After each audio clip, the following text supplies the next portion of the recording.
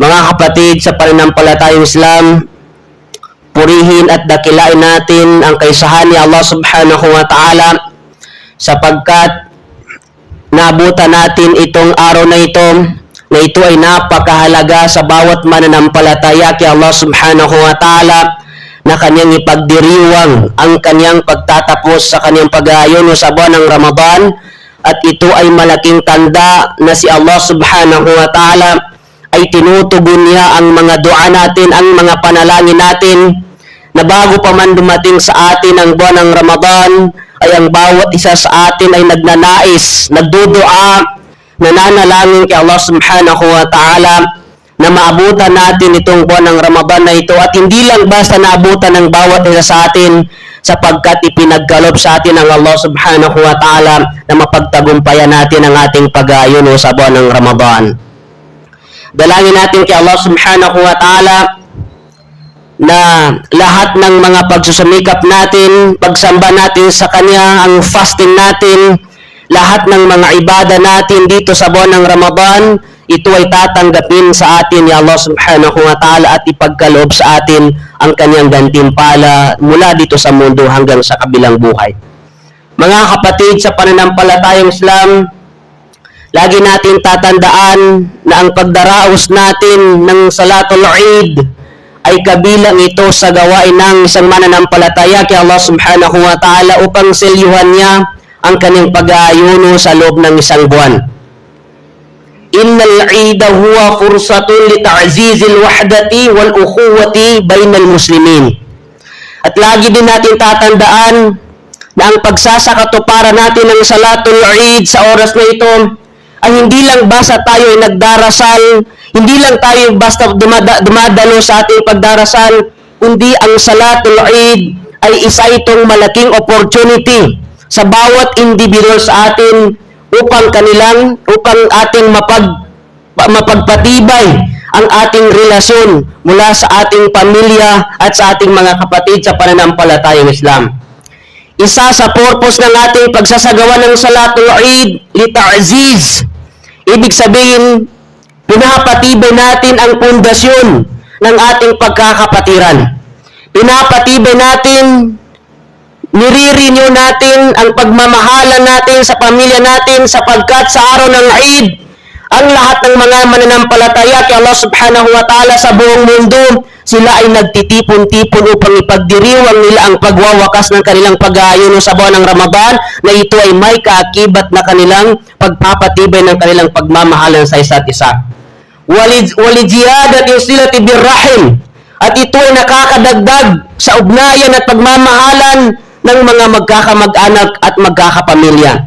Wal musa'adati lil muhtazin, at kasama sa hikmah ng ating pagsasagawa ng Salatul Eid ay tinutulungan natin ang mga nangangailangan. Sa papanong paraan, tandaan natin yung binigay natin na Zakatul Fitr na kabilang sa sunnah o pamamaraan ni Propeta Muhammad sallallahu alaihi wasallam. Isa sa purpose ng Zakatul Fitr na yun na binibigay natin sa mga miskin, binibigay natin sa mga fuqara, ay nang sa gayon ay makakasabay sila sa pagdiriwang natin sa Eidul Fitr.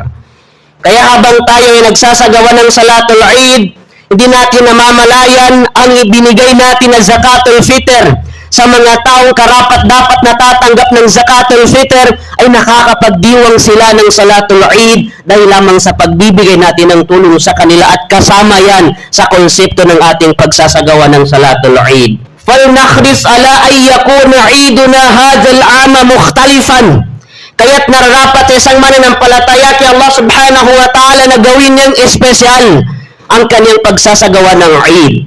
Nandito yung pagtitipon-tipon ng kanyang pamilya, ng kanyang mga kaibigan, nandito yung pagpapatawad natin sa isa't isa, nandito yung pagbati natin sa isa't isa na naway tanggapin ang ating pagsusumikap dito sa buwan ng Ramadan, sapagkat kasama sa pagsasagawa natin ng Eid ang pasasalamat natin kay Allah subhanahu wa ta'ala.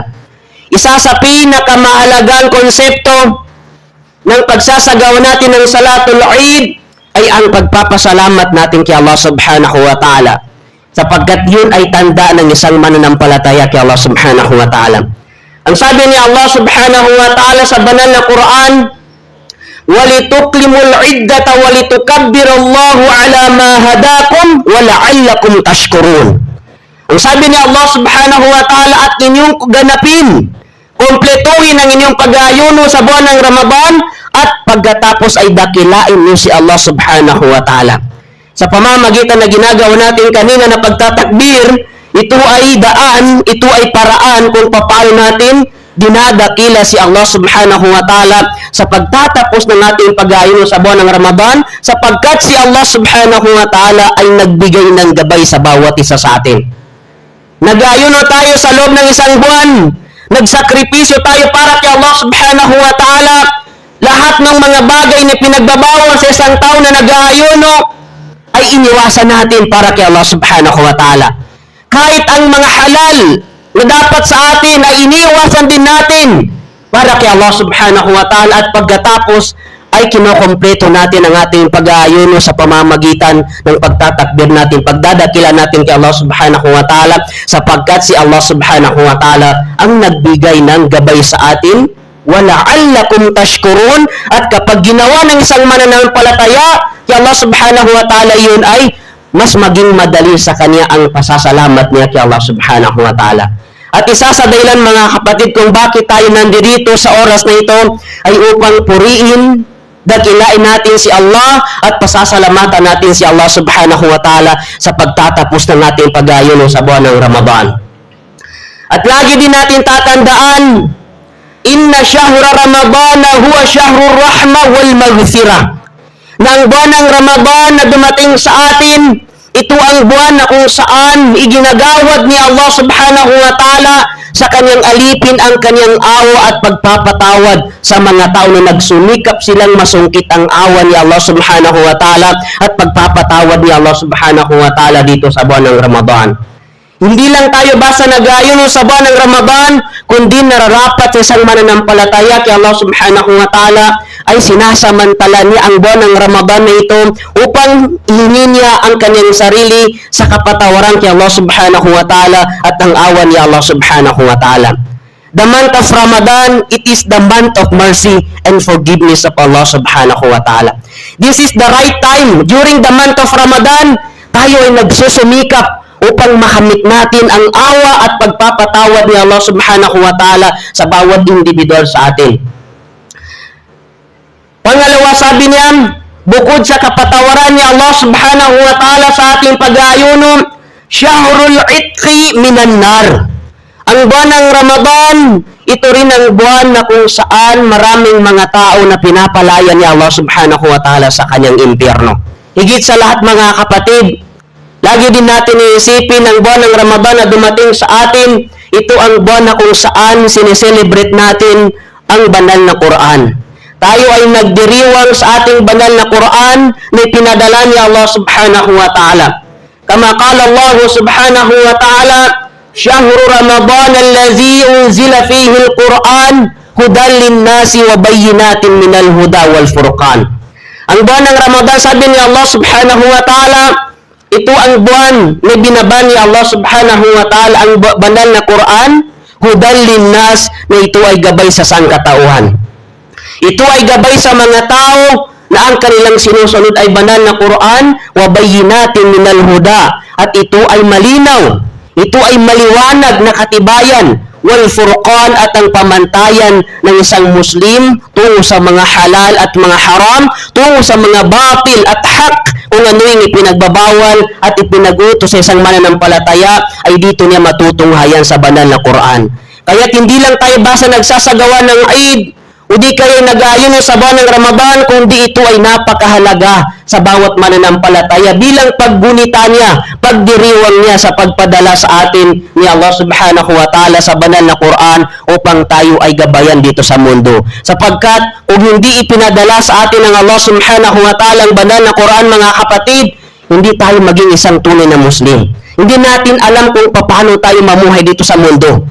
Hindi natin alam kung ano yung mga bagay na pinagutos sa atin at ano yung mga pinagbawal sa atin ng Allah subhanahu wa ta'ala.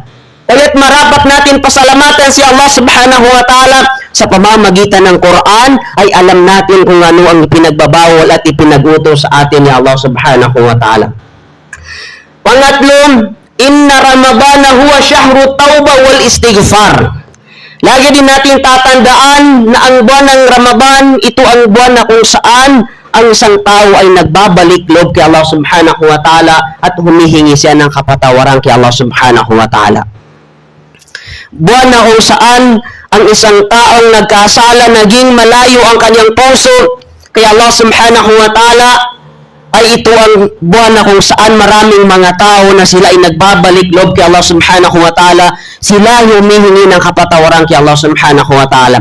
Subalit ang nakakalungkot mga kapatid, ang mga tao na dumating sa kanila ang buwan ng Ramadan at hindi nila ginawa ang mga ibada pagsamba kay Allah subhanahu wa ta'ala, kabilang sila sa binanggit ng Rasulullah sallallahu alaihi wasallam na dumating sa kanila ang buwan ng Ramadan at aalis sa kanila ang buwan ng Ramadan, subalit hindi nila nakamit ang kapatawaran ni Allah subhanahu wa ta'ala.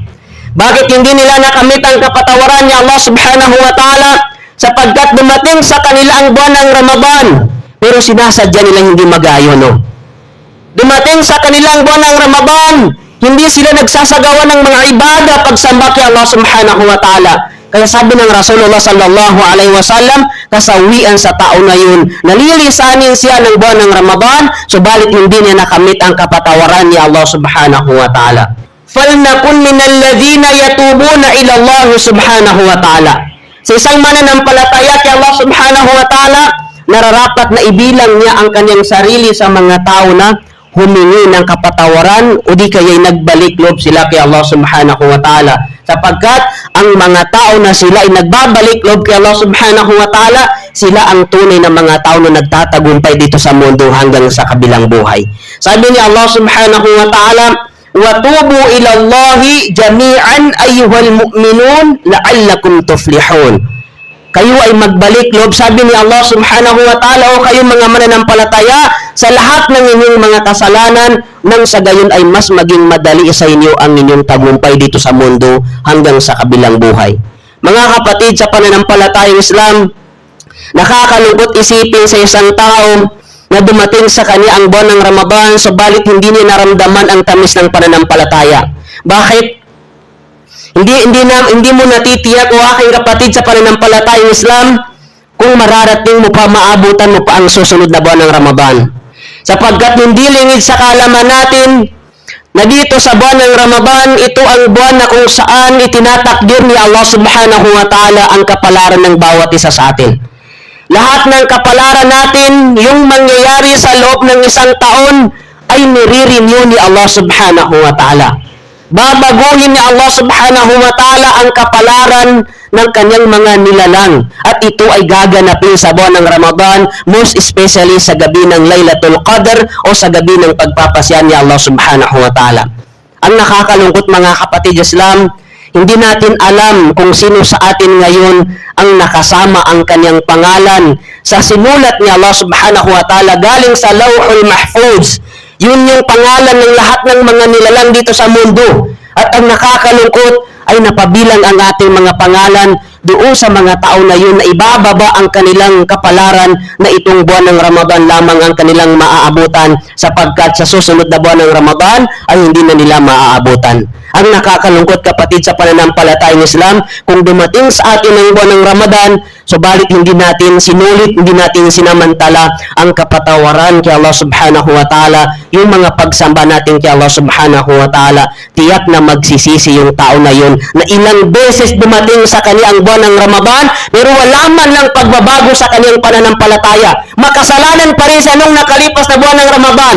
Sa pagdating ng susunod na Ramadan, hindi pa rin siya nagbabago sa kanyang mga kasalanan, hindi pa rin siya nagbabalik loob kay Allah subhanahu wa ta'ala hanggat sa dumating sa kanyang kamatayan nang hindi siya nakapagbalik loob kay Allah subhanahu wa ta'ala. Tunay na nasa kanya lahat ng pagsisisi niya mula sa kanyang libingan hanggang sa kabilang buhay.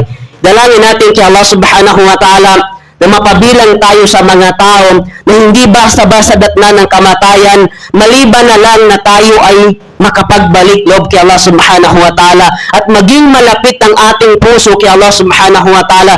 Higit sa lahat ay mapabilang tayo sa mga tao na bumibitiw sila sa mga kasalanan na ginagawa nila kay Allah subhanahu wa ta'ala, sapagkat mga kapatid, ang kamatayan ay dumarating sa atin ng biglaan. Walang sinuman sa atin na inaabisuhan ni malakal maut kung kailan tayo daratnan ng kamatayan, kundi darating sa atin ng kamatayan ayon sa kapalaran o tadhana na ipinagkaloob sa atin ni Allah subhanahu wa ta'ala. Dalangin natin kay Allah subhanahu wa ta'ala ng ating pag-aayon sa buwan ng Ramadan ay pagkaloob ni Allah subhanahu wa ta'ala ang gantimpala nito na tayo ay tipunin ni Allah subhanahu wa ta'ala sa kanyang paraiso na para sa mga tao nag-aayon sa buwan ng Ramadan, na ito ay pinangalanan na Jannatu Ar-Rayyan, o di kaya Babo Ar-Rayyan. Ito yung pintuan ng paraiso ni Allah subhanahu wa ta'ala na para lamang sa mga tao na nag-aayon sila sa buwan ng Ramadan. At kapag ang mga tao na hindi nag-aayon ay susubukan nilang pumasok doon sa pintuan ng paraiso na yun, ay magsasara sa kanila ang pintuan ng paraiso na yun bilang parusa sa kanila na hindi nila sinamantala ang kanilang pag-aayon sa buwan ng Ramadan noong sila nabubuhay dito sa mundo. Dalangin natin kay Allah subhanahu wa ta'ala na tanggapin sa atin ni Allah subhanahu wa ta'ala ang ating mga pag-aayon, lahat ng mga pagsasakripisyo natin dito sa buwan ng Ramadan. At ang pinakamahalaga mga kapatid, bago natin wawakasin ang khutbah natin, isa sa simbolo o tanda na ang ating mga ibada ay tinanggap ni Allah subhanahu wa ta'ala kapag ito ay magbibigay ng kapag ito ay magbubunga ng kabutihan sa ating pananampalataya. Ibig sabihin, kung tayo ay naging malapit kay Allah subhanahu wa ta'ala sa tuwing pagpasok ng Ramadan, tayo ay naging mabait sa tuwing pagpasok ng Ramadan, nangangahulugan na ang ating mga ibada ay tinanggap ni Allah subhanahu wa ta'ala. Pero kapag ang isang tao ay kahit ilang Ramadan ang dumating sa kanya, subalit wala pa rin pagbabago sa kanyang pananampalataya, sa kanyang iman o sa kanyang pagsasakatuparan sa katuruan sa pananampalatayang Islam, nangangahulugan na hindi nagbabaraka sa kanya ang Ramadan, hindi nagbibigay ng magandang turo sa kanya ang buwan ng Ramadan, kundi naging manhid ang kanyang pananampalataya kay Allah subhanahu wa ta'ala. Amin. Barakallahu li wa lakum wa li sa'iril muslimina min kulli dhanbin fastaghfiru innahu huwal ghafurur rahim.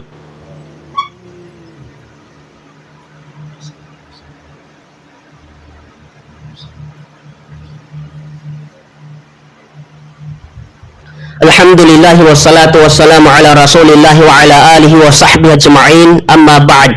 Mga kapatid sa pananampalatayang Islam, dalangin natin kay Allah subhanahu wa ta'ala nawa ang katuruan sa atin ng buwan ng Ramadan ay ito ay mapapanatili natin sa bawat isa sa atin.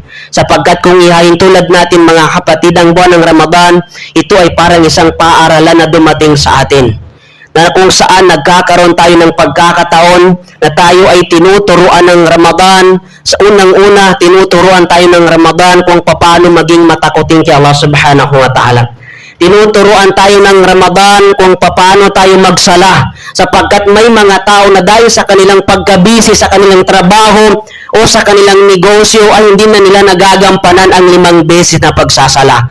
Subalit nung dumating sa atin ang buwan ng Ramadan mga kapatid, tinuturuan tayo ng Ramadan upang hindi tayo makalimot sa pagsasala ng 5 beses, sapagkat ito ay obligasyon ng bawat mananampalataya kay Allah subhanahu wa ta'ala. Maraming mga tao na hindi nila nakokompleto ang 5 beses na pagsasala. May mga tao na nagsasala lamang sila tuwing Friday dahil sa kanilang pagkaabala sa kanilang negosyo. Pero ang nakakalungkot, may mga tao na nakikita mo lang sila nagsasala sa pagsapit ng Eidul Fitr at Eidul Adha. Pero kung masakit ang katayuan ng isang tao na tuwing Eid lang siya nagsasala, o di kaya tuwing Friday lang siya nagsasala, mas masakit ang isang tao na kahit sa Eidul Fitr o sa Eidul Adha ay hindi mo malang siya makita magpatira pa upang sambahin si Allah subhanahu wa ta'ala. Nakakalungkot mga kapatid, pero lahat ng mga gawain natin pagsamba kay Allah subhanahu wa ta'ala, ito ay dapat na magsimula sa pagsasala natin, sapagkat ito ang pundasyon, ito ang susi ng lahat ng mga gawain natin upang ito ay tanggapin ni Allah subhanahu wa ta'ala at gagantimpalaan sa kabilang buhay. Pangalawa, ang pagsasala natin ng 5 beses, ito ang unang itatanong sa atin ni Allah subhanahu wa ta'ala sa Yawmul Qiyamah. Hindi ka muna tatanungin ni Allah subhanahu wa ta'ala kung nag-success ka sa negosyo mo dito sa mundo. Hindi ka muna tatanungin ni Allah subhanahu wa ta'ala kung kamusta ang ibada mo, kundi ang unang itatanong sa iyo ni Allah subhanahu wa ta'ala kung papaano mo pinangalagaan ang pagdarasal ng 5 beses, sapagkat ito ay tungkulin ng bawat Muslim, babae man o lalaki, may anak o walang anak. Kapag itinuturing mo ang sarili mo na isa kang tunay na sumasampalataya, naniniwala kay Allah subhanahu wa ta'ala, tandaan mo kapatid, obligado sa iyong pagpapanatili mo ng 5 beses na pagdarasal. Kapag hindi mo ito ginawa, ay tatanong sa iyo ni Allah subhanahu wa ta'ala sa kabilang buhay. Dalangin natin kay Allah subhanahu wa ta'ala na yung diwa sa atin ng buwan ng Ramadan, lahat ng mga natutunan natin dito sa buwan ng Ramadan, yung pagiging mababait natin sa kapwa natin, tayo ay nagpapa-iftar, nagbibigay ng sadaka, tayo ay nagbabasa ng Quran, tayo ay naging mabuti sa ating kapwa, natuto tayong magparami ng ating pagdarasal, natuto tayong gumising sa madaling araw o sa kalagitnaan ng gabi upang tayo magsagawa ng tahajjud. Dalangin natin kay Allah subhanahu wa ta'ala, ito ay magbibigay ng bunga sa atin, sa ating pananampalataya. Hindi lang dito sa buwan ng Ramadan, kundi hanggang sa huling hibla ng ating buhay ay mapapanatili natin yung mga diwa o katuruan sa atin ng buwan ng Ramadan. Dalangin natin kay Allah subhanahu wa ta'ala na tanggapin sa atin ni Allah subhanahu wa ta'ala ang ating pagsamba sa Kanya. Higit sa lahat, tipunin nawa tayo ni Allah subhanahu wa ta'ala sa Kanyang paraiso, katulad ng pagtipon sa atin ni Allah subhanahu wa ta'ala sa oras na ito. Wa qala Allah subhanahu wa ta'ala, inna Allah wa malaikatahu yusalluna ala nabi, ya ayyuhalladhina amanu sallu alaihi wa sallimu taslima.